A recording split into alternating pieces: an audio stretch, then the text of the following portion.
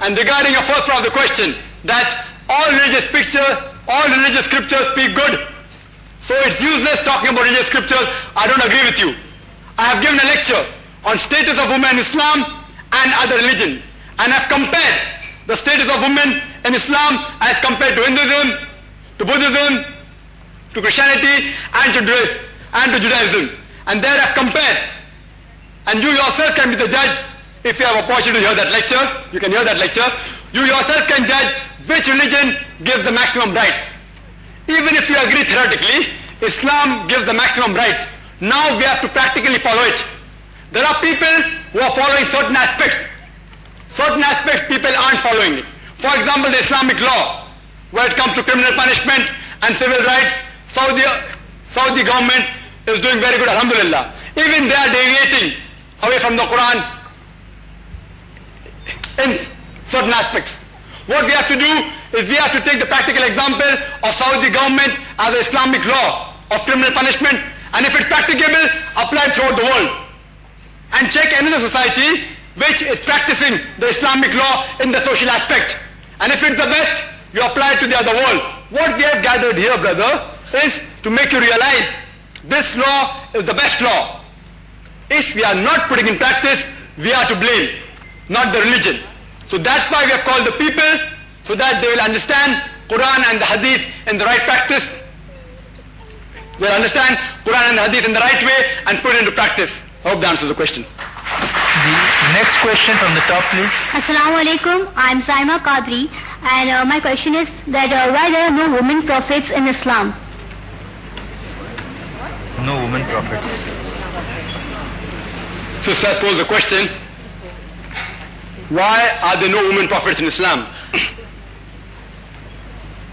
If by prophets you mean that a person who receives the message and who acts like a leader to the people, then I can say for sure that in Islam we have got no women prophets. And I think it's right, because if a woman has to be a prophet, the Quran clearly states that man is the leader of the family. So if the man is the leader in the family, how can he lead the whole people? How can a woman lead the whole people?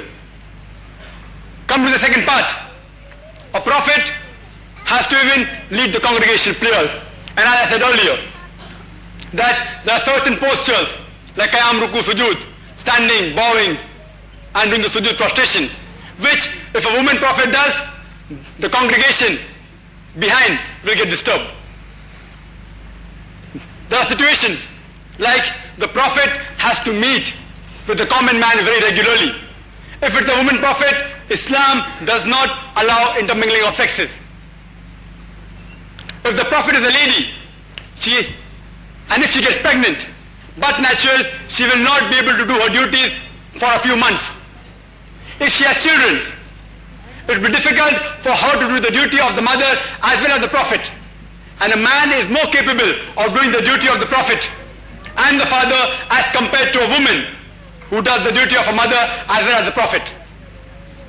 But if you mean that a prophet is a person who's chosen and who's pure and holy, then there are several examples. And the best example I can quote is of Bibi Maryam. May Allah be pleased with her. It is mentioned in Surah Imran, chapter number 3, verse number 42. وَإِذْ قَالَتِ الْمَلَائِكَةُ يَا مَرْيَمُ, and behold, the angel said, O Mary, إِنَّ اللَّهَ اسْتَفَاكِ وَطَهَّرَكِ وَاسْتَفَاكِ لِنِسَاءِ الْعَالَمِينَ, that Allah has chosen thee and purified above the women of all nations. If you mean a prophet is a person who's chosen and purified, then we have the example of Bibi Maryam. May Allah be pleased with her, who was the mother of Jesus, may peace be upon him. We have other examples. If you read in Surah Tahrim, chapter number 66, verse number 11, it says that as an example for the believers is the wife of the Pharaoh, Bibi Asiya. May Allah be pleased with her. She prayed to Allah subhanahu wa ta'ala, make for me in nearness to thee a mansion in the garden and save me from the Pharaoh and his evil things. Imagine, she was the wife of the most powerful person of that time, Pharaoh. and she rejects all the luxury and asks for Allah subhanahu wa ta'ala in exchange a mansion in the garden. According to Islam, there are 4 perfect women besides Bibi Maryam and Bibi Asiya. May Allah be pleased with them. The other examples are of Bibi Fatima and Bibi Khadija. May Allah be pleased with them both. Hope that answers the question. There are quite a few people asking they would feel shy to come up to the mic, and we should start asking questions from the chits. Inshallah, after the next 3 questions, it would be alright to start our secondary preference session 2. The next question. My name is Samir. I'm a student. I'd like to ask this question. You have put there is an upper limit in Islam for man to marry 4 wives. But why did the Prophet Muhammad have 11 wives? And there is an insinuation that he was hypersexual. The brother asked the question that since Islam allows a maximum of 4 wives, how come Prophet Muhammad had 11 wives? I do agree with the brother that the Quran mentions Surah Nisa, chapter number 4, verse number 3, that you can maximum have 4 wives. But there's another verse in Surah Azab, chapter number 33, verse number 52, which says that, O Prophet, you cannot marry more women. Neither can you exchange any other woman for the present one, even if the beauty attracts you, except what your right hand possesses. This verse of the Quran, Surah Azab, chapter number 33, verse number 52, gives the permission to the Prophet to keep all his wives, but at the same time cannot marry any other woman except which your right hand possesses. If you analyze why Prophet Muhammad was not allowed to marry more wives, and besides that he could not neither divorce them, because there's one more verse in the Quran which says that as for the wives of the Prophet, whether they're divorced or whether they become widow, no person can marry them, because they're Ummul Mu'mineen, they are the mother of the believers. So since no one could marry the wives of the Prophet, but natural, the Prophet could not divorce them also. And if you analyze that all the 11 marriages which the Prophet did, all were either for a social reform, were for political reasons, were not to please his sex. The first marriage that he did was with Bibi Khadija, may Allah be pleased with her. She was at the age of 40 when he was only 25, and she was a widow twice. Imagine, if he married for sex, why would he marry a woman who was 15 years elder to him and who was a widow twice? And if you analyze, till the time Bibi Khadija, may Allah be pleased with her, till the time she was alive, Prophet Muhammad did not take any other wives. When he was the age of 50, Bibi Khadija, may Allah be pleased with her, she expired. Only between the age of 53 to 56 did Prophet take all the other wives. Imagine, if the Prophet was hypersexual, he would have married at a young age. Science tells us the older the man gets, the less sexual he gets. It's an insinuation on the Prophet. Only 2 of his marriages were normal. That with Bibi Khadija and that with Bibi Aisha. May Allah be pleased with them both. All the other marriages were due to circumstances, either of a social reform or a political gain. If you analyze all, only 2 wives were below the age of 36. All the other wives were between the age of 36 and 50. You can give instances. Each marriage had some reason. For example, Bibi Jawariya, who was from the Banu Mustalik tribe, which was a very powerful tribe and which was at loggerheads with Islam. After a certain time, they were suppressed by the Islamic army. And later on, the Prophet married her. And after he married her, the companion said, how can we keep as captives the relatives of the Prophet? And they freed those people. And after that, both these tribes became friendly. There are examples when he married Bibi Maimunah, may Allah be pleased with her, who was the sister of the wife of the chief of the tribe of Najd.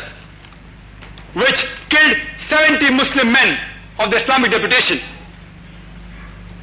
After Muhammad, peace be upon him, when he married her, they accepted Medina as the leadership and they accepted Prophet as the leader. All the marriages which he did had some political reason or social reform. He married Habiba, who was the daughter of the chief of Mecca, Abu Sufyan. But naturally, this marriage played a great importance in the conquest of Mecca. Other example, like Bibi Safiya, may Allah be pleased with her, she was the daughter of a powerful Jewish leader. After this, the Jewish became very friendly with the Muslims. If you see, all the marriages had some social reform. He married the daughter of Hazrat Umar, Hafsa, may Allah be pleased with her, to get closer relationship between the companions. As a social reform, he married a lady who was divorced, the first cousin Zainab. After she was divorced, he married her. All the marriages have some political reason or social reform. So all his marriages were based to improve the community and to better relationship. It was not for sex. Hope that answers the question. The next question, please. I am Hasina for Awaz-e-Niswa and law students. I am asking you two questions, Mr. Zakir Naik. Okay. In what ways is the practice of polygamy determinantal beneficial to women?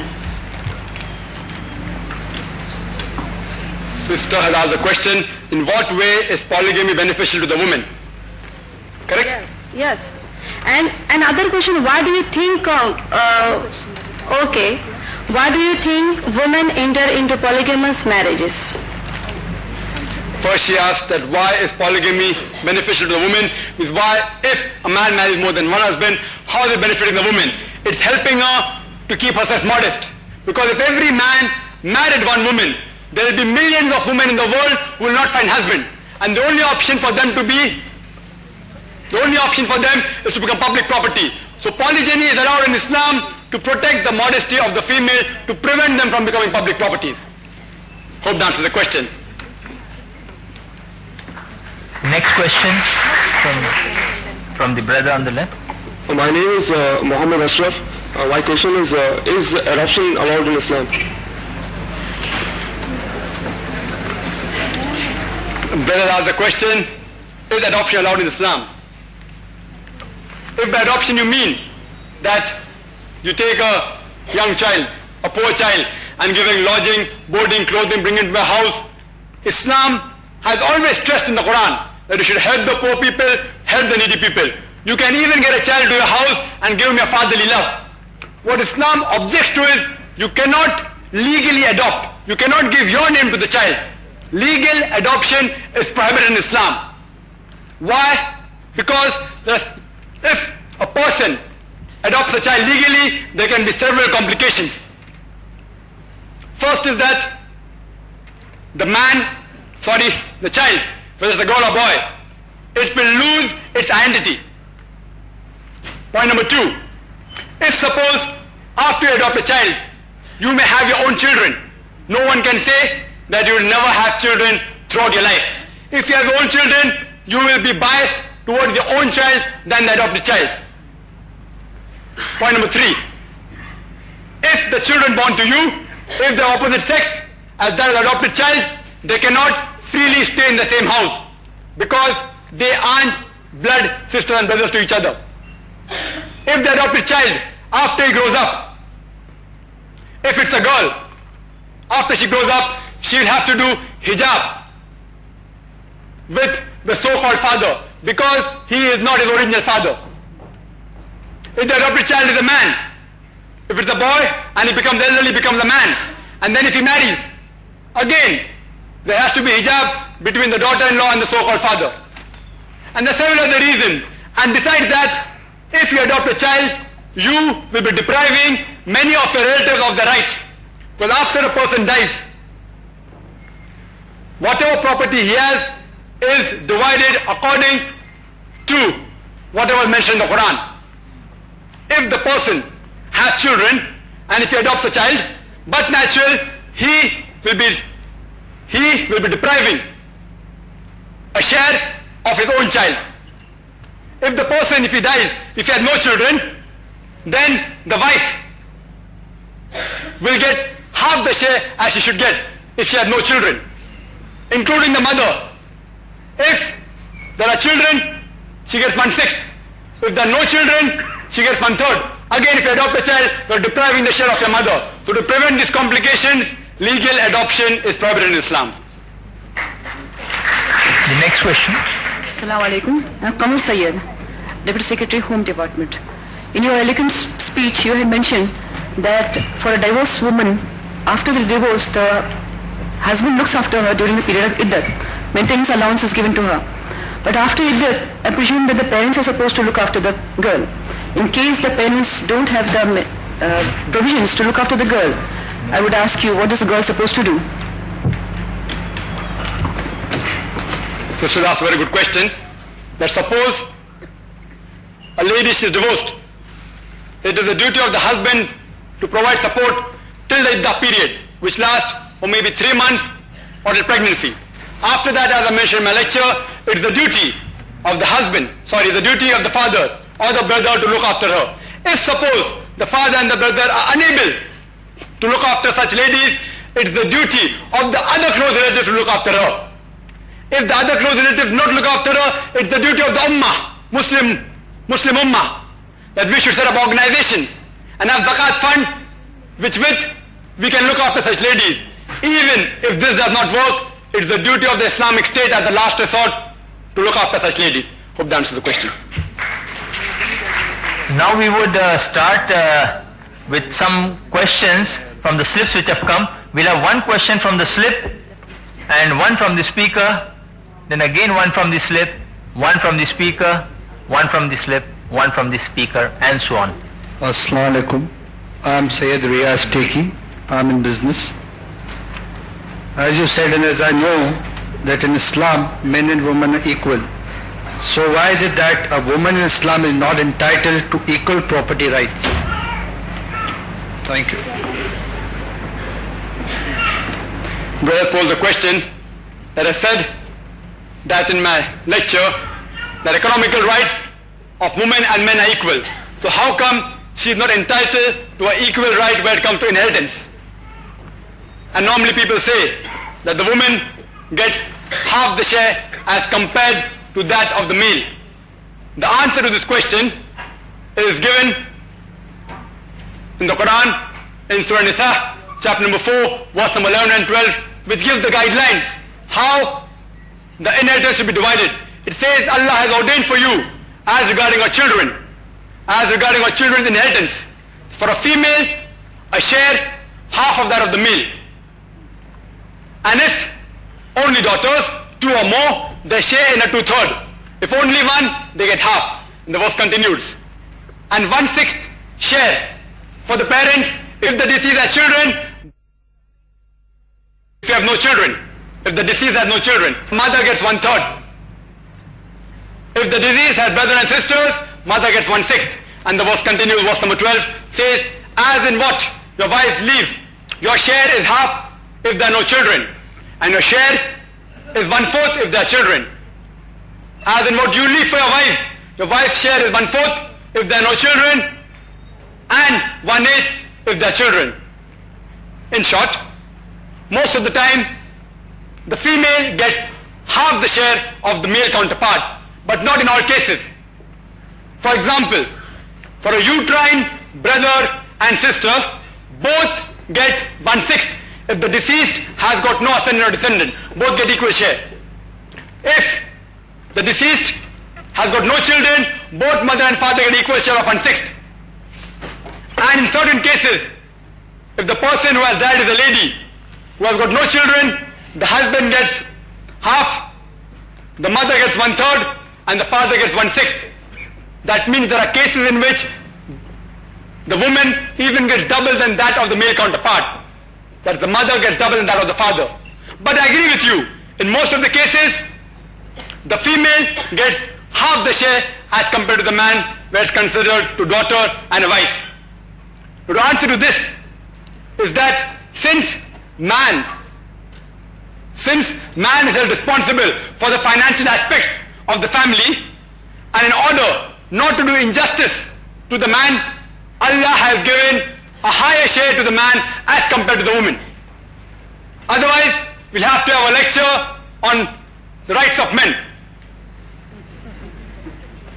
I'd like to give you an example. Suppose a person dies, and after the property has been distributed, the share of the children remaining is 1.5 lakh. And that person has 2 children, 1 son, 1 daughter. According to the Islamic Sharia, the son gets 1 lakh rupees and the daughter gets 50,000 rupees. But out of the 1 lakh rupees which the son receives, he has to spend maybe the majority of it on looking after his family. Maybe 80,000 of 1 lakh he has to spend on looking after the family. But that lady, when she receives 50,000, she does not have to spend a single pie on looking after her family. The next question we'll ask from the chit. We would request you to put brief questions, and I would request our speaker to give brief answers, because we have only about 25 minutes left for the question answer session. This is from Bijay from IIT Powai, Bombay. He asks, Islam does not allow intermingling of sex in workplace. Is this modernizing or outdated? Please explain. Another connected question is, can a woman work as an air hostess since it is a decent and highly paid job? This is from Sujat. Regarding the first question, that Islam does not allow intermingling of sexes. Is this modernizing or outdated? If you mean by modernizing that you keep your women for sale, that you can intermingle with them, or you can even take the profession as modeling, then I feel that Islam is outdated. Because women, by the Western media, by the Western culture, they have said that they have given more rights to the women. They are raising the status of women. Actually, they're degrading it. According to statistics, it tells us that 50% of the women in America who go to universities and workplaces are raped. Do you know that? 50%. Why? Because most of the jobs in America involve intermingling of sexes. If you think that a lady should be raped, it's modernizing, then Islam is outdated. If you think not, then Islam is the most modernizing.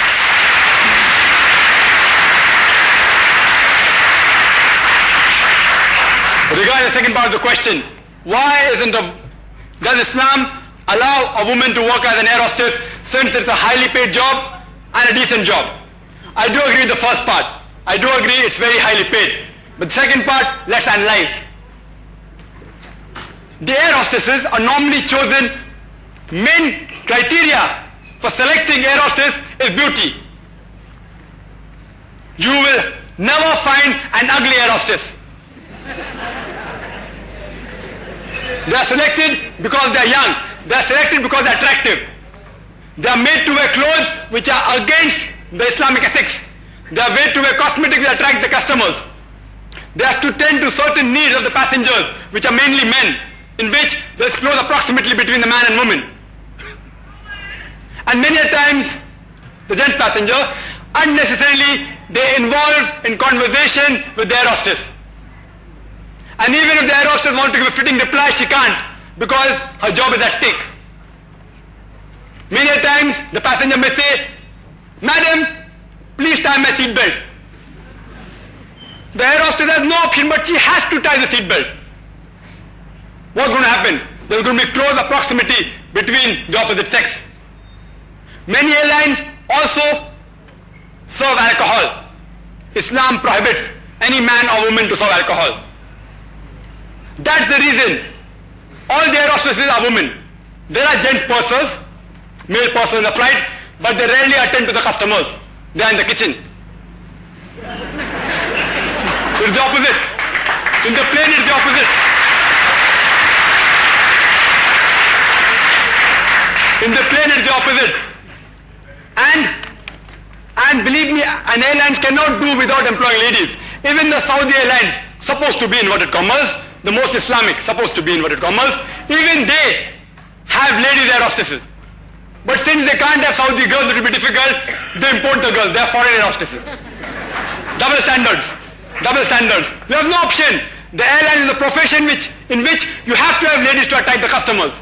And you'll be shocked to know that certain rules of the airlines, for example Indian Airlines, as well as Air India, it states that after you are selected, you cannot marry for 4 years. Some airlines tell you that if you get pregnant, your job is terminated. Imagine. Some airlines say that you retire at the age of 35. Why? Because you're no longer attractive. Do you call it a decent job?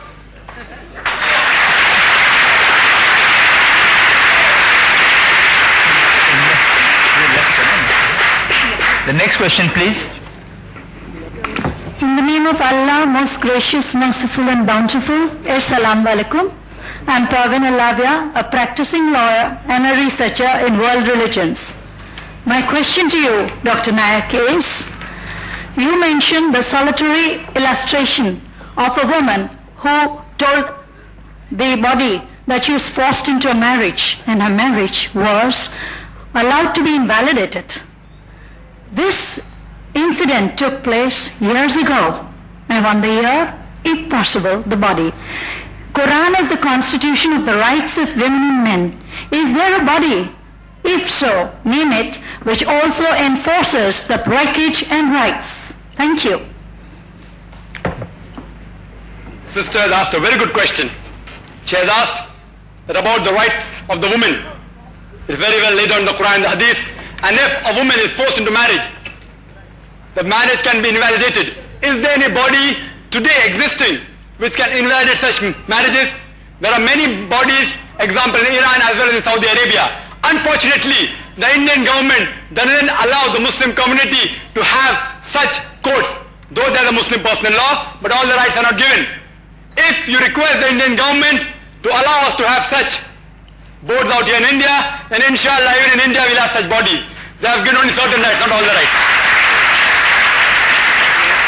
The next question from the chat, is co-education allowed in Islam? This is from Rashid Sheikh, he's a student. Is co-education allowed in Islam? Brother asked the question, is co-education allowed in Islam?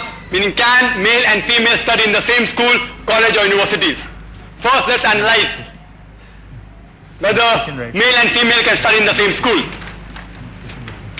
There was a report which came last year in the World This Week, and it gave the survey of the schools, both unisex schools as well as co-ed schools in the UK. And the survey said that the overall result of a unisex schools was much better than a co-ed school. When interviews were taken of the teachers, they said the student in unisex schools concentrated more than the co-ed schools. When interviews of the students were taken, they preferred studying in co-ed schools than unisex schools. And you know the reason very well why. And that survey continued. It said that people in co-ed schools spend more time in becoming popular with the opposite sex. And besides lack of concentration, they gave very smart answer to the teachers. And they spend more time in dating than in gaining education in school. And the last point of that survey was the UK government was thinking of setting up more unisex schools in the country. According to the American report, it said that girls in school spend more time in picking up illicit sex techniques from their classmates than acquiring knowledge from the teachers. In India, the same thing is happening to a greater or lesser extent. Let's analyze the males and females together in the colleges and universities. All the points I mentioned for schools, they are magnified when it comes to college and universities. According to a report of Newsweek, which was published on 17th of March 1980, on page number 50 it said that the sexual assault of the women in the universities was given, and it said, I won't repeat the full history of that report because time is short, but the main point is that lecturers and professors, they forced the ladies into sexual harassment in exchange for a better grade. Same thing is happening in India, in Bombay. And after they're sexually harassed, but natural, the concentration to education goes low. You had incidents last year which made the headline of the paper, I forgot the name of the college, in which a girl student was raped in the broad daylight by 4 or 5 students in the college premises.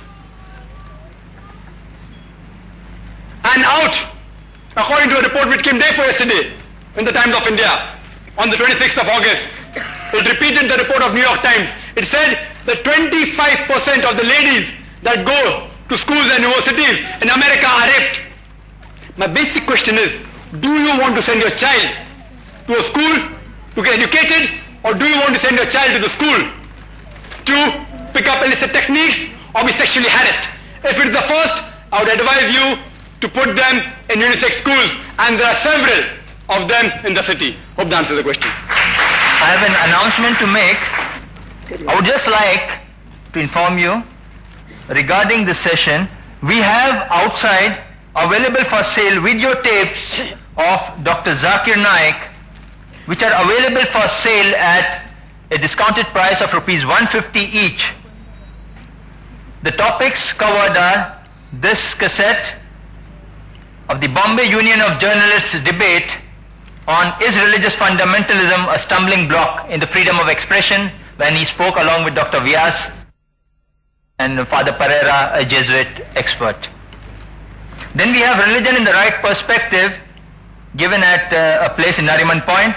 We have Islam, the universal religion, at Mani Bhavan, organized by the Bombay Sarvodaya Mandal, and Al-Quran, should it be read with meaning, lecture given at the SNDT University Hall, Juhu. These are available for sale outside. We also have the Holy Quran, which is available on a hadiyah, a nominal hadiyah of rupees 150 each. This is the English Quran with the text and English translation by Abdullah Yusuf Ali, along with its commentary. We know that we have quite a lot of questions coming up. There's a lot of interest, enthusiasms, but at the same time, I have to be pragmatic. We have our time limitations. We have with us next 10 to 15 minutes in which we have to complete this session. I would request we'll allow one question from this end, the next on the top, third year, and I think because it's a women rights session, we'll end with the lady on the top. In between, it will be interspersed with brief questions from the chits that I've received. Those who are interested in having further questions, I would like to inform them on this subject or on any subject of Islam and comparative religion. You are most welcome to attend our lectures, followed by question and answers, maybe in a smaller setting, on Fridays at 2:45 p.m. for ladies, every Friday that is, and every Saturday at 2:45 p.m. open for all, and on Sundays at 10:45 a.m. open for all. Muslims, non-Muslims, all are welcome, and in a very cordial and open atmosphere you are allowed to criticize, cross-examine, and openly discuss Islam and its values without offending the speaker or yourself. If you feel you can better educate that lecturer or the talkers there, we would be happy to be corrected, and we hope in the same spirit you would be able to discuss with a very open mind the problems we face in society and the world in general. And the next question, please. Dr. Naik, my question is, for last 1400 years, 1400 years, only male ulamas have interpreted Quran and Hadith. Of course, I was enlightened by your speech in the beginning that Aisha ji was a religious scholar and she used to interpret. My question is, how many women, female ulamas or religious scholars are today to interpret Quran and Hadith? Today, how many? What is the percentage? And another thing, I'm finishing. This question arises from the Taslima of Bengal, that when she narrated something, Maulvi started shouting. There was not a lady ulema to, reply to these Maulvis or take the side of Taslima or anything. We have not read what Taslima said, because we can't get all the literature here in India, either from Pakistan or from Bengal or anywhere. So we would like to read. We'd like you to ask directly. Excuse me, gentlemen. We'd like you to ask directly the question regarding Taslima Nasreen. What you would like to know? Ask the question directly. Please, I'll make it short. I'm not. How many lady ulemas are there today to interpret Quran and Hadith, and what is their percentage in comparison to male? Thank you very much. Uncle has asked a question that he agrees that at the time of the Prophet, there were many ladies who not only interpreted the hadiths, they memorized.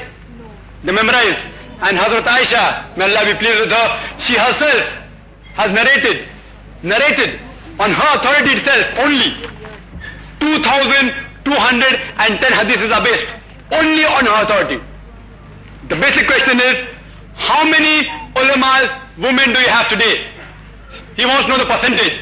There are several lady ulamas, and there are many Muslim organizations in Bombay as well as in Darul Ulum, in Nadwa, etc. in several places, as I saw Manatis in Bombay, several Muslim organizations which produce lady ulama. Percentage I don't know, but there are hundreds. Why didn't any, regarding my second part of the question, why didn't any lady support the cause for Taslima Nasreen?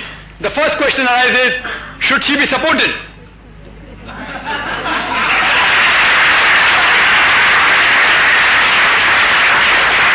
Regarding the answer for the question of Taslima Nasreen, this cassette is available outside in the foyer. This cassette, we had a debate in the Bombay Union of Journalists. There had a debate between myself and Dr. Vyas and Father Pereira as well as Ashok Shahani, who translated into Marathi Lajja. And many people objected, many people guided me that don't go to that debate, it will be a problem. They will misquote you, and believe me, I had two minds. But finally my father guided me, take the name of Allah and go, and I went. Alhamdulillah. Alhamdulillah, it was only because of Allah's support that the debate was successful. It was so successful that not a single paper reported it. You know that? Not a single paper.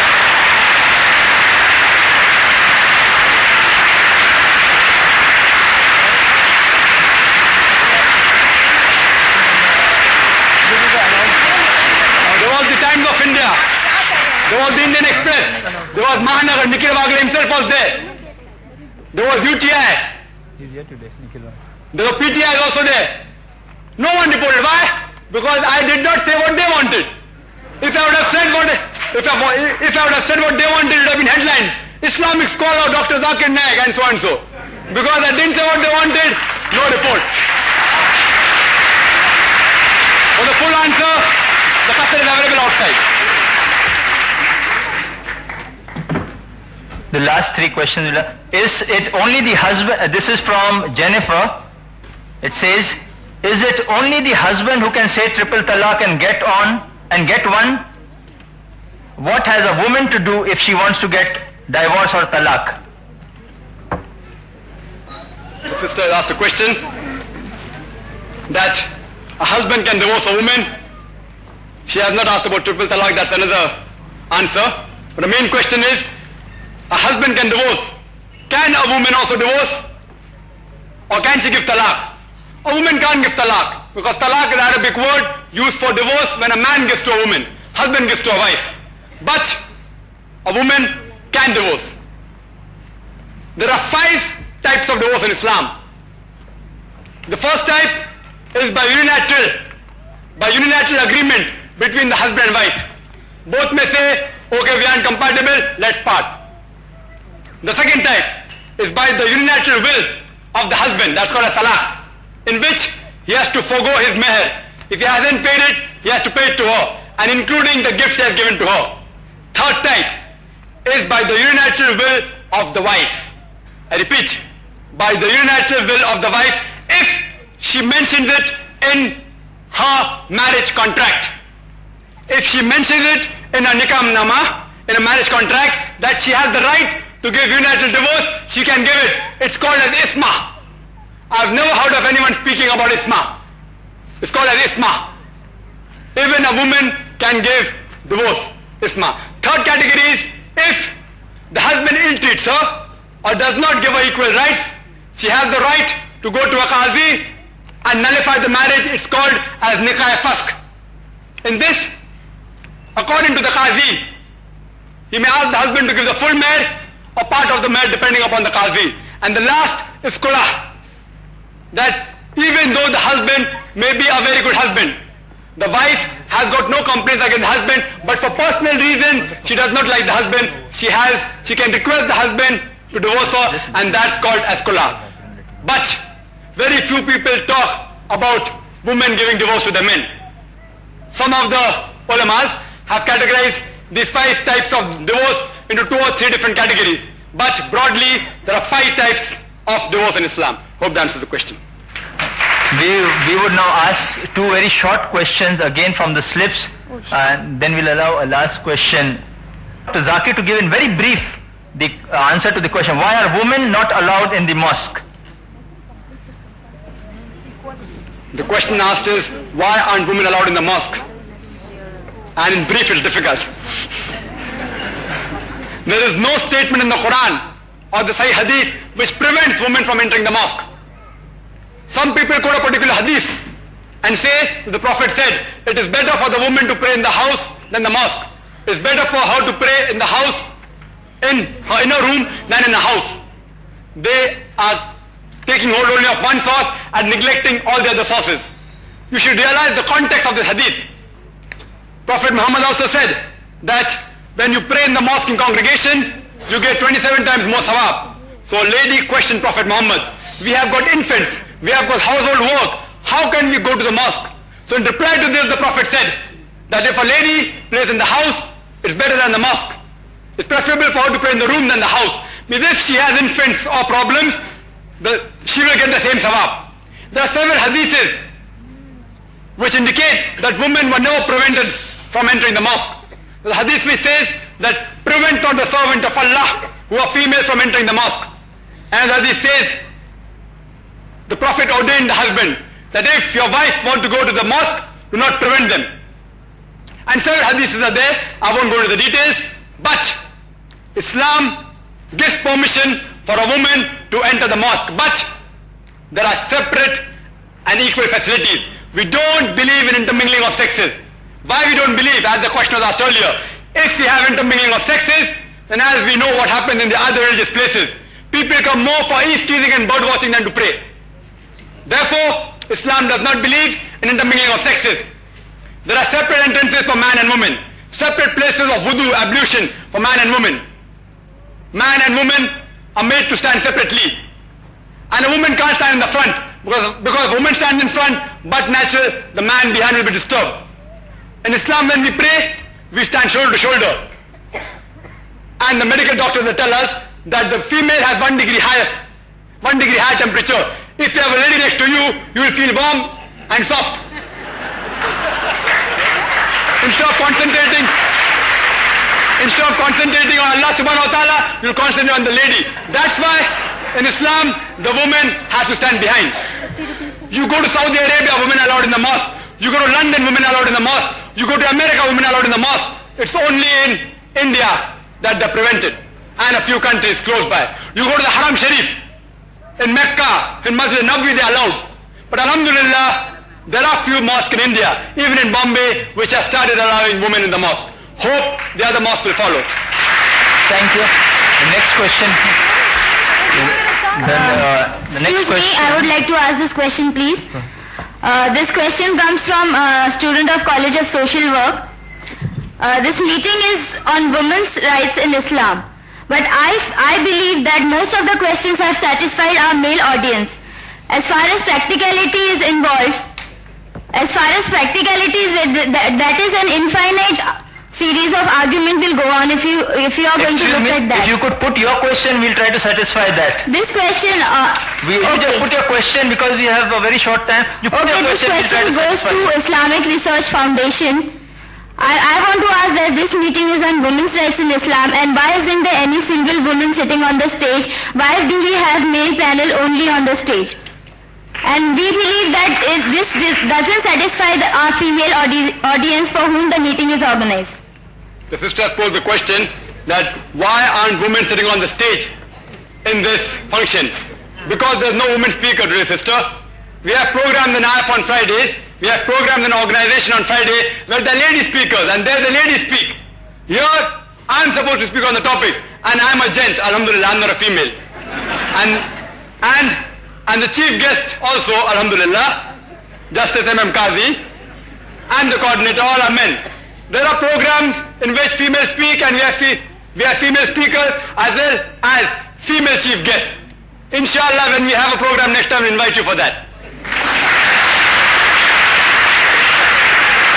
The next question is, if talaq, is it necessary for the husband to take permission of the first wife before marrying the second? In brief, please. The question poses, is it necessary for the husband to take the permission of the first wife before marrying? It is not compulsory for the husband to take the permission of the first wife before marrying, because Quran says the only reason, the only condition for a person in which he can take more than one wife is he should be just between his wives. But it is preferable that he takes the permission. And it's his duty to inform his first wife that he's marrying. Because Islam says if you have more than one wife, you have to do justice. And if the permission is given by the first wife, but natural, there will be more cordial relationship between the husband and both the wives. But it is not compulsory, except in one condition. Except in one condition. If the wife mentions in a marriage contract that I do not want you to take any other wife as long as I am there, then it becomes compulsory for the husband to take the permission of the wife before marrying. Otherwise, in all of the cases, it is not compulsory, it's preferable. The next question in brief, please, in one line. My name is Yawar Hussain. When men and women are not allowed to mingle, so as to how women were allowed to mingle in the battlefield in the past. Brother asked the question that Islam does not allow intermingling of sexes. How come they intermingled in the battlefield? If you heard my speech correctly, brother, I said even in the battlefield they were doing hijab. There was a slight concession given. If you read Sahih Bukhari, it said that the feet of the women were seen. Normally even the feet are covered. So Islam gives a concession that during battlefield, since women even rode horses, the feet were seen. So Islam gives little leniency, but they go intermingle like what they do in the American army. They had to maintain the Islamic ethics as well as the Islamic dress code. We'll allow this as a last question. Video culture, films, songs, novels, magazine, co-education have filled the present situation with sexual anarchy. Is it recommendable in these circumstances to allow our children, especially daughters, to get married by their own free will? This is Muhammad Aslam Ghazi. The brother asked the question that since in the world of science and technology, and we have so many films on sex, etc., is it advisable to allow the daughter to have her own free choice in marriage? I told you that the parent can surely give guidance, can guide their daughters in marriage. They can't force them. And how do you know that the parent is always right? So here Islam gives permission that the parents can guide their children in marriage, but they can't force, because it's finally the daughter who has to live with the husband, not the parent. We'll allow a last quick one-line question from the top, and then we have the vote of thanks. Assalamu alaikum. I am Mrs. Razia Khan. According to Muslim personal law, only the father is natural guardian of his children. Why? Sister posed the question. According to the Muslim personal law, only father is the natural guardian. It is wrong, sister. According to Islamic Sharia, if a child in its initial stages, approximately the age of 7, if he's below the age of 7, the guardianship goes to the mother, because a mother's responsibility is more than the father's responsibility in the initial stage. After that, the guardianship goes to the father. And after he becomes matured, it is the free will of the child. He chooses himself, or she chooses herself who she wants to be with. But during this course, Islam says that irrespective of the child is with the father or the mother, the child is allowed to meet with both the parents. Hope that answers the question. I would like to thank all of you who gave in so many questions. I've yet so many questions in balance, so many people standing on the side. We're sorry we cannot continue on because of time restrictions of this hall. And we would welcome you to come to the IRF, and we would love to answer these questions in humble demeanor. I would like to say that we would have loved to answer all your questions throughout the day. There are time limitations to this hall. I thank you all. I especially thank Justice Qazi, an eminent jurist, to be present here to speak to and support our women rights program. I thank the hall management, the video team present here, and all of you present who have made this program so lively with your enthusiasm and interest. Thank you. Assalamu alaikum. Jazakallah khair.